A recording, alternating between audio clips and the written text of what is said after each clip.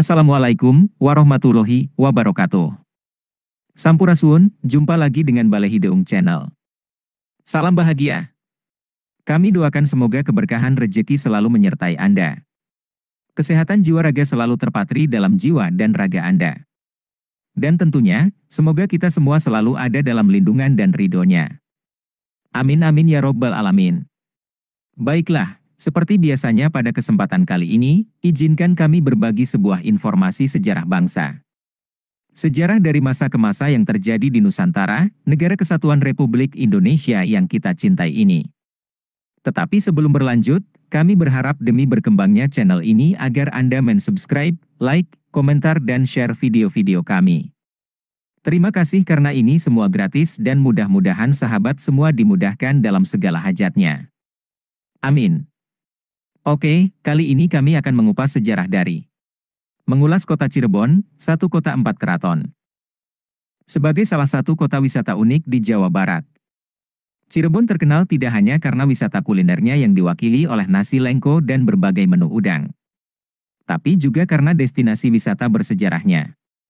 Cirebon dikenal juga sebagai kota keraton karena usut punya usut. Kota ini memiliki 4 keraton yang hingga kini masih ada dan dipimpin oleh sultan yang disegani masyarakat.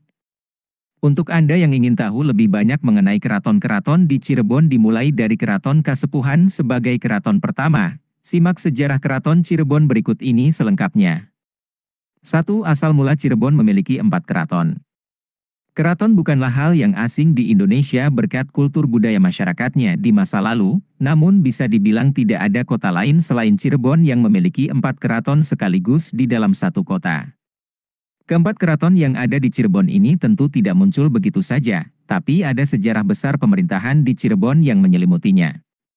Sejarah Keraton Cirebon bermula dari didirikannya Keraton Kasepuhan oleh Pangeran Cakrabuana, yang merupakan anak dari Prabu Siliwangi dari Kerajaan Pajajaran. Meskipun Pangeran Cakrabuana yang dikenal sebagai Raden Walangsungsang tersebut adalah putra sulung sekaligus berhak menjadi penerus untuk menggantikan Raja Pajajaran, namun karena ia memeluk agama Islam, maka ia tak bisa menjadi raja di Kerajaan Pajajaran yang masih bercorak kepercayaan Sunda wiwitan yang kental dengan pengaruh Hindunya. Itu sebabnya Cakrabuana memilih untuk menyingkir dari Pajajaran dan mendirikan keraton di Cirebon. Seiring dengan perkembangan kekuasaan di Cirebon, terjadilah pembagian kekuasaan di antara keluarga Pangeran Cakrabuana. Sehingga ada 4 keraton yang akhirnya didiami oleh para penerusnya. Keraton Kasepuhan adalah keraton pertama di Cirebon yang merupakan cikal bakal pemerintahan di kota ini. Arsitektur keraton ini masih dipengaruhi kebudayaan Hindu meski sudah merupakan kesultanan Islam. Bentuk gapura dan bangunan punya beragam ornamen dan keramik dengan motif khas, ada juga pengaruh budaya Tiongkok di dalamnya. Sebelum bernama Keraton Kasepuhan, keraton ini bernama Keraton Pakungwati. Berubah nama menjadi Keraton Kasepuhan karena pada masa kepemimpinan Pangeran Raja Martawijaya, wilayah Cirebon dibagi dua dan Pangeran Raja Kartawijaya mendirikan Keraton Kanoman. Keraton Kanoman yang didirikan Pangeran Kartawijaya terletak tak terlalu jauh dari Keraton Kasepuhan. Desain arsitektur Keraton Kanoman amat berbeda dari Keraton Kasepuhan.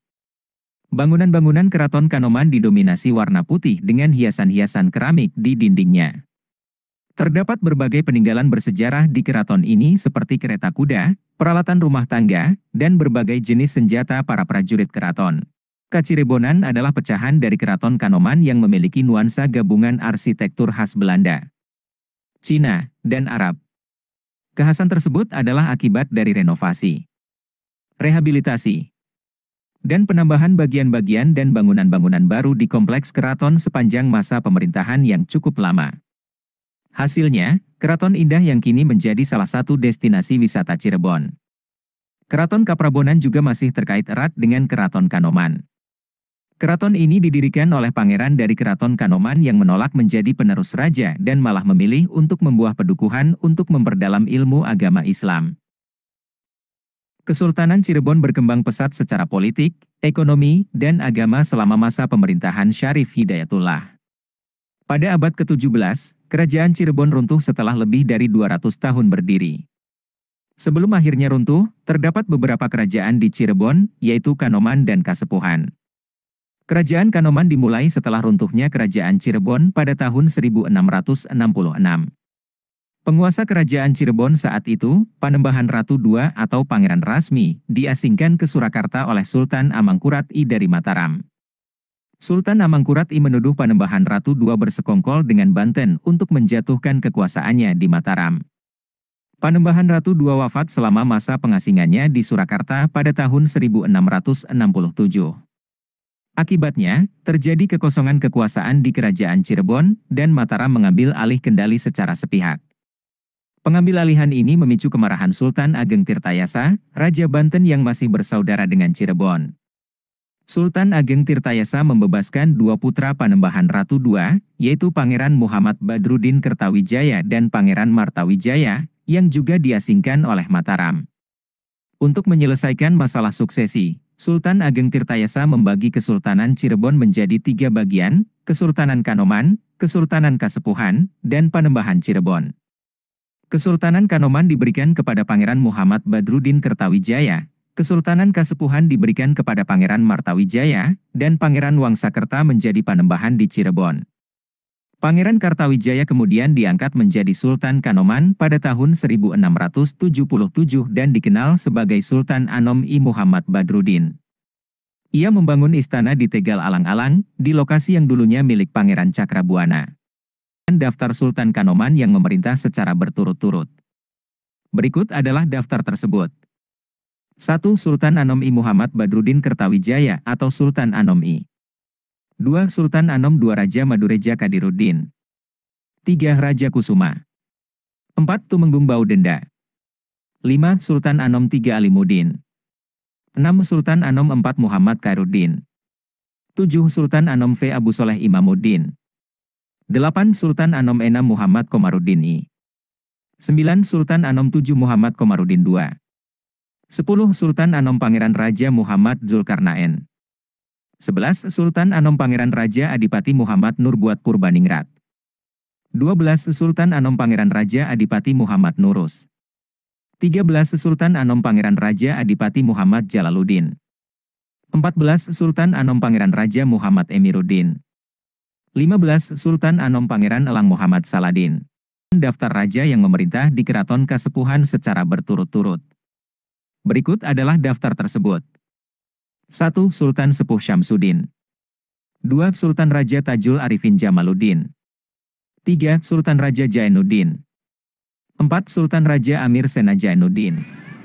5. Sultan Sepuh Syafiuddin Matangaji. 6. Sultan Sepuh Hasanuddin. 7. Sultan Sepuh Joharuddin. 8. Sultan Raja Udaka. 9. Sultan Raja Sulaiman. 10. Sultan Raja Atmaja.